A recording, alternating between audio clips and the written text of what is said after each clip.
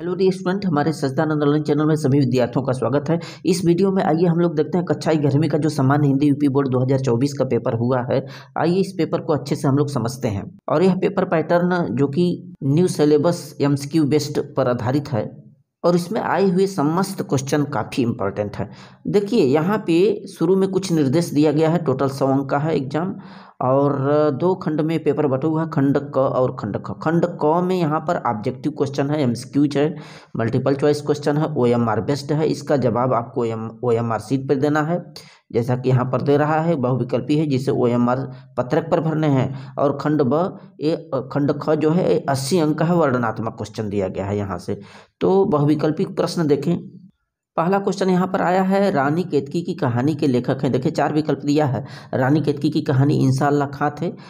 इसमें घ वाला विकल्प आपका घ वाला राइट हो जाएगा। इसके बाद प्रश्न दूसरा देखिए, जयशंकर प्रसाद की रचना है। देखें धरती के फूल है, कल्पवृक्ष है, तब की बात और थी और तितली। तो जयशंकर प्रसाद की प्रमुख रचना तितली है। इसमें से घ वाला विकल्प यहाँ पे राइट हो जाएगा, तितली। और आगे क्वेश्चन तीसरा, तार सप्तक के संपादक हैं। तार सप्तक के संपादक अज्ञे जी थे, अर्थात इसमें ग वाला राइट हो जाएगा। इसके बाद चौथा देखिए, सरस्वती पत्रिका के संपादक हैं। सरस्वती पत्रिका बहुत ही इंपॉर्टेंट पत्रिका, महावीर प्रसाद द्विवेदी जी का ख वाला विकल्प इसमें राइट हो जाएगा। इसके बाद 5वां क्वेश्चन देखिए, दीप जले शंख बजे के लेखक हैं। दीप जले शंख बजे, इसके लेखक कन्हैयालाल मिश्र प्रभाकर जी हैं। ए घ वाला विकल्प इसमें राइट होगा। इसके बाद प्रश्न संख्या 6वां, आदि काल की रचना है। देखिए यहाँ पर 4 विकल्प दिया गया है। आदि काल की इन चारों विकल्प में जो रचना है वो कुमार रासो थी, यानी कि क वाला विकल्प ही आपका राइट होगा। इसके बाद प्रश्न संख्या 7वां देखिए, यहाँ कवि भूषण की रचना है। 4 विकल्प यहाँ पे देखिए, छत्रसाल दशक उनकी कृति थी, भूषण जी की, महान कवि भूषण थे। और 8वां देखिए, क्या घ वाला विकल्प उसमें राइट होगा, 7वां का घ। 8वां देखिए, रीतिकालीन कवि हैं केशवदास, जयशंकर प्रसाद, तुलसीदास, जगन्नाथ रत्नाकर। तो केशवदास जी हैं रीतिकालीन कवि, क वाला विकल्प ही यहाँ पे राइट हो जाएगा 8वां के क में। इसके बाद प्रश्न संख्या आगे देखिए 9वां देखिए, छायावाद के प्रवर्तक माने जाते हैं। देखिए 4 विकल्प आपके सामने दिया गया। छायावाद के प्रमुख प्रवर्तक जयशंकर प्रसाद जी हैं, क वाला ही विकल्प यहाँ पे, ख वाला विकल्प यहाँ पे राइट होगा। इसके बाद आगे देखिए 10वां प्रश्न, पृथ्वीराज रासो के रचनाकार कौन है। चंद्रबरदाई जी हैं, बहुत ही अच्छा। घ वाला यहाँ पे ख वाला राइट हो जाएगा आपका, 10वां का ख। इसके बाद 11 देखिए, स्वागतम का संधि विच्छेद सही संधि विच्छेद बताना है। देखिए स्वागतम सुधन आगतम होता है, एड़ संधि होती है, ग वाला यहाँ पे राइट हो जाएगा, 11 का ग। इसके बाद प्रश्न 12 देखिए, नरेंद्र का संधि विच्छेद होगा। नरेंद्र, नर धन इंद्र, यहाँ पे गुण संधि होगा, नर धन इंद्र, अर्थात जो विकल्प है ख वाला यहाँ पे राइट हो जाएगा। प्रश्न संख्या 13 देखिए, हिमालय का संधि विच्छेद है। तो हिम धन आलय, हिमालय का संधि विच्छेद ग वाला यहाँ पे राइट हो जाएगा। प्रश्न आगे देखिए, प्रश्न 14 है, आत्मन शब्द का पंचमी विभक्ति द्विवचन रूप। जब आत्मन शब्द देखेंगे तो इसकी पंचमी विभक्ति द्विवचन आत्मभ्याम होगा, क वाला ही यहाँ पे राइट हो जाएगा। इसके बाद आगे देखिए, नामन 15वां, नामन का चतुर्थी विभक्ति एक वचन नामने होता है, नामने, यानी कि यहाँ पे ग वाला क्वेश्चन राइट हो जाएगा, 15 का ग। प्रश्न आगे बढ़िए, क्वेश्चन नंबर 16। अभी 16वां देखिए, शब्द युग्म दिया गया है। शब्द युग्म में सही अर्थ आपको बताना है। वसन और व्यसन, 16 देखिए, वसन और व्यसन। वसन माने वस्त्र होता है, व्यसन माने होता है किसी चीज का आदी हो जाना, आदत पड़ जाना। अर्थात जो विकल्प होगा इसमें देख लीजिए, एक ख वाला राइट होगा, वस्त्र और आदत, ख वाला राइट हो जाएगा। 17 देखें, 17 भी शब्द युग्म ही है, विहग और विहंग पूछा है। विहग माने पक्षी होता है और विहंग माने आकाश होता है, अर्थात जो विकल्प राइट होगा ग वाला इसमें राइट हो जाएगा, 17 का ग। 18 देखिए, अनंत शब्द का कौन सा अर्थ सही नहीं है। अब यहाँ पर कई अर्थ दिए होते हैं, एक ही शब्द के दिए गए हैं, और कौन सही नहीं। देखिए अनंत, आकाश, यमराज, विष्णु, सर्पराज। तो यमराज अनंत का अर्थ नहीं होता, बाकी आकाश होता है, विष्णु होता है, सर्पराज होता है। प्रश्न 19 देखिए, निम्न में पय का अर्थ होगा। पय पान, पेय, पीना, दूध। पय माने दूध होता है, सही सटीक अर्थ। घ वाला राइट हो जाएगा यहाँ पे, 19 का घ। इसके बाद प्रश्न 20 देखिए, जिसके आगमन की स्थिति निश्चित न हो क्या कहलाता है। 4 विकल्प आपके सामने हैं। आगमन की स्थिति निश्चित न हो अतिथि कहलाता है, ग वाला यहाँ पे राइट हो जाएगा। अब यहाँ से देखिए खंड ख जो कि डिस्क्रिप्टिव है, जिसको कि कॉपी में आपको लिखने हैं। आपके गद्य खंड का प्रश्न आया है, निम्नलिखित गद्यांश पर आधारित प्रश्नों के उत्तर दीजिए। ये ऑप्शनल होते हैं, ऊपर वाला करें या फिर ये नीचे अथवा वाला करें। अब यहाँ पे देखें 10 अंक का है। आचरण का विकास जीवन का परम उद्देश्य है। आचरण के विकास के लिए नाना प्रकार की सामग्रियों का जो संसार संभूत शारीरिक, प्राकृतिक, मानसिक और आध्यात्मिक जीवन में वर्तमान है, उन सब की या सबका क्या एक पुरुष और एक जाति के आचरण के विकास के साधनों के संबंध में विचार करना होगा। और आचरण का विकास के लिए जितने कर्म हैं उन सबको आचरण के संगठनकर्ता धर्म के अंग मानना पड़ेगा। तो यहाँ पे ये बोल रहा है कि उपर्युक्त गद्यांश के पाठ और लेखक का नाम पूछ रहा है। तो पाठ का नाम आचरण की सभ्यता है और लेखक सरदार पुरुष सिंह जी हैं। और दूसरा पूछ रहा है कि रेखांकित अंश की व्याख्या कीजिए। रेखांकित अंश देखिए यहाँ पर दिया, आचरण के विकास के लिए जितने कर्म हैं उन सबको आचरण के संगठनकर्ता धर्म के अंग मानना पड़ेगा। तो इसका आशा यही है कि जो भी मनुष्य होते हैं, कोई भी मनुष्य है, मनुष्य का कोई ना कोई कर्म होता है, कोई ना कोई कर्तव्य होता ही है। वो किसी कर्म या कर्तव्य को लेकर के आगे बढ़ता है। यदि उसके कर्म में किसी प्रकार का कोई शिथिलता यदि नहीं होगी तो कुछ न कुछ अच्छा करेगा और वही आपका सदाचार कहलाता है। तो लेखक का यही मानना है कि आचरण का जो विकास होगा, तो आचरण के विकास करने के लिए व्यापक दृष्टिकोण रख करके धर्म में उन सभी बातों को समाहित कर लेना चाहिए जो चरित्र के विकास में सहायक हो। और अगला क्वेश्चन दिया है तीसरा इसमें कि व्यक्ति के जीवन का परम उद्देश्य क्या होता है। देखिए, व्यक्ति के जीवन का परम उद्देश्य आचरण का विकास करना होता है। हमेशा आचरण का विकास करना चाहिए, वही उसके व्यक्ति जीवन का परम उद्देश्य होता है। चौथा दिया है, उपर्युक्त गद्यांश के माध्यम से लेखक किस बात को उजागर करना चाहता है। तो ये जो गद्यांश दिया गया है इसमें लेखक इस बात को उजागर करना चाहता है कि मनुष्य का आचरण उसके संपूर्ण पर्यावरण से प्रभावित होती है। आसपास का जैसा पर्यावरण होगा, प्रकृति रहेगी, उसी के अनुसार वो सीखता है। पांचवा है कि लेखक ने आचरण का संगठनकर्ता किसे बनाया है। तो लेखक ने आचरण का संगठनकर्ता जो है धर्म को बनाया, धर्म की बात इसमें कर रहा है। अब यहाँ पर देखिए ऑप्शनल क्वेश्चन, ऑप्शनल गद्य खंड दिया गया है। पूर्व दिशा रूपीली स्त्री की प्रभा इस समय बहुत ही भली मालूम होती है। वह हंसी रही है और वह यह सोचती सी है कि चंद्रमा ने जब तक मेरा साथ दिया, जब तक यह मेरी संगति में रहा तब तक उदित ही नहीं रहा, इसकी दीप्ति भी खूब बढ़ी। इस तरह से तो पूरा गद्यांश दिया गया है ऑप्शनल में। और ये जो गद्यांश से पहला प्रश्न पूछ रहा है कि गद्यांश के पाठ और लेखक का नाम बताइए। तो महाकवि माघ का प्रभात वर्णन चैप्टर से ये आया हुआ है। और इसके जो कवि हैं, इसके जो ऑथर हैं, महाकवि माघ का वर्णन करते हुए आचार्य महावीर प्रसाद द्विवेदी जी ने इसमें विस्तृत ज्ञान बताया है।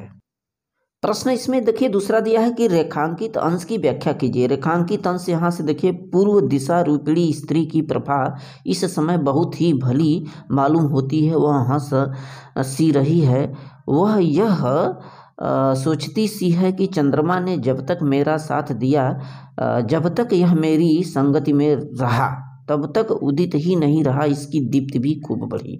तो यहाँ से इसमें जो लेखक महोदय हैं बताने की कोशिश कर रहे हैं कि जो प्रातः काल होता है, प्रातः काल में पूर्व दिशा रूपी नायिका प्रभात की लालिमा से रंग जाती है। उस समय खिलखिलाती सी लगती है, उसके चेहरे पर एक आभा का भाव दृष्टि गोचर होता है और एक नायिका का तो दर्जा दिए। उसी तरह से उन्होंने पश्चिम की तरफ जाते हुए चंद्रमा के तेज को भी बता रहे हैं इस चैप्टर में।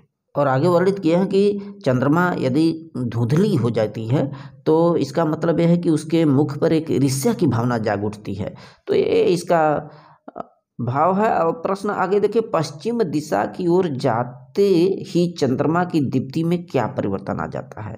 तो देखिए, पश्चिम दिशा की ओर जाते ही चंद्रमा की दीप्ति थोड़ा सा पतित हो जाती है, थोड़ा सा उसका आभा कमजोर पड़ जाता है, कम थोड़ा चमक आ जाती है, तो कम चमक होती है। प्रश्न अगला दिया है कि कौन चंद्रमा को देख देख कर प्रभा के बहाने ईर्ष्या से मुस्कुराती रही है? तो पूर्व दिशा रूपिणी स्त्री चंद्रमा को देख देख करके प्रभा के बहाने ईर्ष्या से थोड़ा सा मुस्कुरा रही है। पांचवा दिया है कि किस कारण चंद्रमा पूर्व दिशा रूपिणी स्त्री की हंसी मजाक की कुछ परवाह नहीं करती? तो पश्चिम दिशा रूपिणी स्त्री की रसिकता में निमग्न होने के कारण चंद्रमा जो है पूर्व दिशा रूपिणी स्त्री की हंसी मजाक की कुछ परवाह नहीं करता। तो ये आपके गद्य खंड से प्रश्न है। अब प्रश्न संख्या देखिए, जो 22 क्वेश्चन निम्नलिखित पद्यांश पर आधारित ये आपके दिए गए हैं, आए हैं। काहे रे नलनी तू कुम्हिलानी, तेरे ही नाली सरोवर पानी, जल में उत्पत्ति जल में बास, जल में नलनी तोर निवास, इस तरह का है। और नाताली तपत न ऊपर आगी आगी, तोर हेतु का काहू कासन लागी, कहू कासन लागी, नातली तपत न ऊपर आगी, इस तरह से है। कहे कबीर सो उदिक समान, ते नहीं मुए हमारे जान। तो पहला प्रश्न इसमें पूछ रहा है कि उपयुक्त पद्यांश के शीर्षक और कवि का नाम बताइए। तो यह जो पद्यांश है यह कबीरदास जी द्वारा वर्णित पदावली से लिया गया है। और दूसरा पूछ रहा है कि रेखांकित अंश की व्याख्या कीजिए। रेखांकित अंश है, कहे कबीर जे उदिक समान, ते नहीं मुए हमारे जान। तो कबीर ने कमलिनी को संबोधित करते हुए कहा है कि हे कमलिनी, तेरा जन्म जल में हुआ है और जल में ही तू रहती है।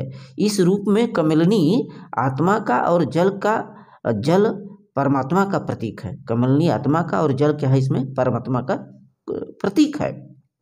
फिर अगला क्वेश्चन देखिए, दिया है कि कबीर ने कमलिनी और जल को किसका प्रतीक माना है? तो वही बात, कबीर ने कमलिनी को जीवात्मा का और जल को परमात्मा का प्रतीक माना है। फिर चौथा दिया, जीवात्मा क्यों दुख का अनुभव करती है? तो जीवात्मा सांसारिक विषयों के भ्रम में चक्कर लगा रही है और उसी भ्रम में पड़कर वास्तविक आनंद न पाकर के दुखों का आभास करती है। फिर अगला है कि कैसे साधक कभी नहीं मरते? तो जिनकी आत्मा परमात्मा में लीन हो जाती है ऐसे साधक कभी नहीं मरते हैं। ऑप्शनल जो क्वेश्चन है देखिए, हमारे हरिहारिल की लकड़ी, इस तरह का। मन क्रम वचन नंद नंदन उर यह दृढ़ करी पकड़ी, जागत सोवत स्वप्न दिवस निशि कान्ह कान्ह जकरी, सुनत जोग लागत है ऐसो ज्यों करवी ककरी, सूतव व्याधि हमको लई आए देखी सुनी न करी, यह तो सुरति नहीं लय सिंपव जिनके मन चकरी। तो पहला प्रश्न पूछ रहा है कि उपर्युक्त पद्यांश के शीर्षक और कवि का नाम पूछा जा रहा है। तो इसके जो शीर्षक है वो सूर सागर से लिया गया, सूरदास जी द्वारा वर्णित है। भ्रमर गीत शीर्षक काव्य से लिया गया, भ्रमर गीत से लिया गया है और सूर सागर से उठाया गया है और ये सूरदास जी ने लिखा है। और दूसरा पूछ रहा है रेखांकित अंश की व्याख्या कीजिए। रेखांकित अंश देखिए, हमारे हरिहारिल की लकड़ी। तो सूरदास जी कहते हैं कि जिस प्रकार हारिल पक्षी को वह लकड़ी अत्यधिक प्रिय होती है जिसे वह दृढ़ता से पकड़े रहती है, उसी प्रकार गोपियों को श्री कृष्ण हारिल की लकड़ी के समान प्रिय है गोपियों को। और गोपियों रूपी हारिल पक्षियों ने श्री कृष्ण रूपी लकड़ी को अपने तन मन में बसा रखा है। वे एक क्षण के लिए श्री कृष्ण को अपने मन से दूर करना नहीं चाहती हैं। प्रश्न आगे देखिए दिया है कि गोपियों ने श्री कृष्ण को किसके समान प्रिय बताया? तो गोपियों ने श्री कृष्ण को हारिल पक्षी की लकड़ी के समान प्रिय बताया है। फिर अगला देखिए, गोपियाँ दिन रात जागते सोते किसकी रट लगाती रहती हैं? तो जो गोपियां हैं दिन रात जागते सोते कृष्ण कृष्ण कृष्ण भगवान की रट लगाए रखती हैं। प्रश्न अगला है कि उद्धव की योग चर्चा गोपिकाओं को किसकी तरह रुचिकर लगती है? उसमें बताया गया है कि कड़वी ककरी की तरह लगती है। प्रश्न देखिए यहाँ से 23वां, निम्नलिखित में किसी एक लेखक का साहित्यिक परिचय देते हुए उसकी कृतियों पर प्रकाश डालना है। 5 अंक का है। भारतेंदु हरिश्चंद्र, आचार्य महावीर प्रसाद द्विवेदी, डॉक्टर संपूर्णानंद, तीनों में से कोई एक सेलेक्ट करना है। घ का उसी प्रकार से ख का देखिए कवि पर है, एक गद्य खंड और ये पद्य से है। कवियों में चाहे संत कबीरदास जी की करें, सूरदास जी का जीवन परिचय देते हुए प्रकाश डालना उनकी कृतियों पर, आबलिक गोस्वामी तुलसीदास जी का। 24वां क्वेश्चन 5 अंक का आया है, आकाशदीप अथवा बलिदान की कहानी का सारांश लिखिए, अथवा बलिदान अथवा आकाशदीप कहानी का उद्देश्य पर प्रकाश डालना है। और 25वां है, स्वपठित खंड काव्य के आधार पे आपको किसी एक प्रश्न का उत्तर देना है। 5 अंक का है। कुहासा और किरण आन मान नाटक के तृतीय अंक पर प्रकाश डालिए, अथवा उसके आधार पर दुर्गादास का चरित्र कीजिए। गरुड़ध्वज नाटक का कथा वस्तु लिखें। सूतपुत्र नाटक का द्वितीय अंक लिखिए। आपके एरिया में जो भी पढ़ाया जाता है, अबलिक राजमुकुट नाटक के चतुर्थ अंक की कथा वस्तु पर प्रकाश डालिए, अथवा महाराणा प्रताप का राजमुकुट नाटक के आधार पर चरित्र कीजिए। ये है। इसके बाद प्रश्न 26 का क देखें तो यहाँ पे देखिए, निम्नलिखित संस्कृत गद्य खंड से आया हुआ है, संदर्भ सहित हिंदी में अनुवाद कीजिए। 7 अंक का प्रश्न है। लिखा है कि भारतस्य स्वतंत्रता आंदोलनस्य इदं नगरं प्रधान केंद्रम आसीत्। तो यह प्रयागराज से उद्धृत है, संस्कृत दिग्दर्शिका के प्रयाग शीर्षक से अवतरित है। और यहाँ पर बात किया जा रहा है कि भारतस्य स्वतंत्रता आंदोलनस्य इदं नगरं प्रधान केंद्रम आसीत्, माने ये कह रहे हैं कि यह जो नगर था, यह नगर प्रयाग, यह नगर भारत के स्वतंत्रता आंदोलन का प्रमुख केंद्र था, प्रमुख केंद्र आसीत्। फिर श्री मोतीलाल नेहरू, महामना मदन मोहन मालवीय, आजादोपद नामक चंद्रशेखर, अन्ये च स्वतंत्र संग्राम सैनिकाः अश्वमेव पावन भूमि उषित्वा आंदोलनस्य संचालनम अकुर्वन्। यानी कि यहाँ पे श्री मोतीलाल नेहरू, महामना मदन मोहन मालवीय जी, चंद्रशेखर आजाद तथा स्वतंत्रता संग्राम के अन्य सैनिकों ने इसी पवित्र भूमि पर, पावन भूमि पर निवास करके आंदोलन का संचालन किए थे। इसके बाद राष्ट्र नायकस्य पंडित जवाहरलालस्य इयं क्रीडास्थली कर्मभूमिश्च, यानी कि यही जो भूमि है राष्ट्र नायक पंडित जवाहरलाल नेहरू की, यह क्रीड़ा स्थली एवं कर्म भूमि है, कर्मश्च भूमि। अथवा ऑप्शनल दिया है, अयं पर्वतराजः भारतस्य उत्तरस्मिन् स्थितः प्रवरीव शत्रुभ्यं शतं रक्षित, माने कि यह संस्कृत दिग्दर्शिका के आपके हिमालय शीर्षक हिमालय पाठ से अवतरित है। यहाँ पर बताया जाए, अयं पर्वतराजः भारतस्य उत्तरस्मिन् स्थितः तत् प्रहरीव शत्रुभ्यं सततं रक्षति। तो यहाँ पे बताया जा रहा है कि यह जो पर्वत राजा है, पर्वतों का राजा हिमालय पर्वत, भारतवर्ष की उत्तरी सीमा पर स्थित प्रहरी के समान निरंतर शत्रुओं से अपने मुल्क की रक्षा करता है। रक्षित हिमालय देव समुद्रगम्य गंगा सिंधु ब्रह्म पुत्र व्याख्याम महानद्यः शतद्रुह विपाशा यमुना सरयू गंडकी नारायणी कौशिकी प्रभृतयः नदश्च समस्त अपि उत्तर भारतं भुवं सुक्रियः तीर्थोदकः न केवलं पुनन्ति अपि तु इयं सस्य श्यामलामपि कुर्वन्ति। यानी हिमालय से ही गंगा, सिंधु, ब्रह्मपुत्र नामक महानदियाँ, सतलज, बिपाशा व्यास, यमुना, सरयू, गंडकी माने गंडक, नारायणी, कौशिकी, कोसी जैसी नदियाँ उत्तर भारत के समस्त भूमि को अपने पवित्र जल से न केवल पवित्र करती हैं, पुनन्ति अपितु इमाम सस्य श्यामलाम अपि कुर्वन्ति, न केवल पवित्र करती है अपितु इसे धन धान्य से हरा भरा कर देती हैं। अब इसके बाद यहाँ पे देखिए, श्लोक से आया है, दिए गए श्लोकों में से किसी एक का ससंदर्भ हिंदी में अनुवाद कीजिए। 7 अंक का है। वृत्तम यतनेत संरक्षेद वित्तम याति याति च अक्षिणो वितत्तः क्षिणो वृत्तस्तु हतो हतः। यानी ये जो आपका श्लोक दिया गया है सदाचारोपदेश से है। इसमें बात किया जा रहा है वृत्तम यतनेन संरक्षेद, यानी कि जो वृत्त है, चरित्र है, वित्तम माने चरित्र, वृत्तम चरित्र की प्रयत्न पूर्वक रक्षा करनी चाहिए। यत्नेन संरक्षेद वित्तम याति याति च, वित्तम माने धन, धन तो आता जाता, याति याति च, तो धन तो आता जाता रहता है, लेकिन चरित्र की रक्षा करो। चरित्र एक बार चला जाए तो नहीं आएगा। वही बात कर रहे हैं। धन तो आता जाता है, धन नष्ट होने से व्यक्ति को कोई हानि नहीं होती। अछिड़ो वृत्त छिड़ो वृत्तस्तु हतो हत। धन के चले जाने पर व्यक्ति को कोई हानि नहीं होती, परंतु चरित्र नष्ट हो जाने से व्यक्ति मरे हुए के समान हो जाता है। छिड़ो वृत्तस्तु हत, तो मरे हुए जैसा हो जाता है। अथवा ऑप्शनल ये करें नीचे वाला, वासांश जीर्णानि यथाभ्यायः नवानि गृह्णाति नरो पराणि तथा सिरोपरि विहाय जीर्णा नयानि संयाति नवानि दही। ये आपका जो प्रस्तुत श्लोक दिया गया है गीतामृतम नामक चैप्टर से अवतरित है। इस पाठ में बात कर रहे हैं कि वासांश जीर्णानि यथा विहाय, यानी जैसे मनुष्य पुराने वस्त्रों को त्याग करके दूसरे नए वस्त्रों का प्रयोग करने लगता है, वस्त्र को धारण करता है।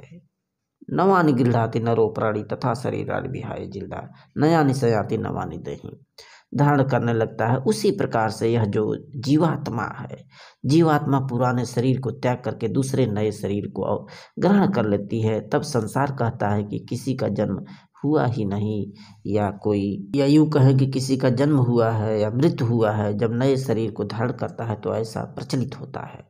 प्रश्न 27 देखिए, यहाँ से लोकतियाँ और मुहावरों पर आधारित है, 2 अंक का है। अर्थ बताते हुए वाक्यों में प्रयोग करना है। किसी एक का, 3 दिया है, 3 में किसी एक का। काठ का उल्लू होना माने मूर्ख होना। जैसे कोई किसी से प्रश्न पूछता है तो अनाप शनाप बकता रहता, कोई जवाब नहीं देता, यानी कि काठ का उल्लू है। दूसरा पगड़ी उछलना माने इज्जत बेइज्जती करना। किसी भी ईमानदार व्यक्ति का हमें पगड़ी उछलना नहीं चाहिए। गागर में सागर भरना माने कि बहुत ही कम शब्दों में बहुत कुछ कह देना, संक्षिप्त में बहुत कुछ कह देना। जैसे बिहारी लाल जी की जो दोहे हैं, गागर में सागर भरते हैं, बहुत गूढ़ रहस्य निकलता है उनकी दोहों से। और 28 के निम्नलिखित में से किन्हीं 2 वाक्यों को शुद्ध करना है। 2 वाक्य को शुद्ध करना है। कल वह परीक्षा में नहीं बैठा, तो कल वह परीक्षा में नहीं बैठा पूछ रहा है, तो अशुद्धि क्या है? कल वह, पहले सब्जेक्ट का प्रयोग होना चाहिए कर्ता का, वह पहले लग जाएगा, वह कल परीक्षा में नहीं बैठा। दूसरा है मैं कलम के साथ लिखता हूँ, मैं कलम के साथ लिखता हूँ, जबकि होना चाहिए मैं कलम से लिखता हूँ। आज रविवार का दिन है, यानी कि आज रविवार का दिन, रविवार तो है, दिन कहने की जरूरत नहीं है, आज रविवार है सिर्फ। एक ठंडा गिलास पानी लाओ, यहाँ पर एक ठंडा गिलास पानी लाओ, एक गिलास ठंडा पानी लाओ, इस तरह से हो जाएगा। अब प्रश्न संख्या आगे देखिए 29 पूछ रहा है करुण रस अथवा शांत रस का स्थायी भाव लिखते हुए उदाहरण सहित परिभाषित करना है। 2 अंक का है, इसको देख लें। करुण रस ये विभाव अनुभाव और संचारी के भाव के संयोग से शोक नामक स्थायी भाव से करुण रस की निष्पत्ति होती है। श्लेष अलंकार अथवा भ्रांतिमान देख लें। श्लेष अलंकार में क्या होता है, कोई भी शब्द एक ही बार होगा परंतु उसका अर्थ 2 या 2 से अधिक बार होते हैं।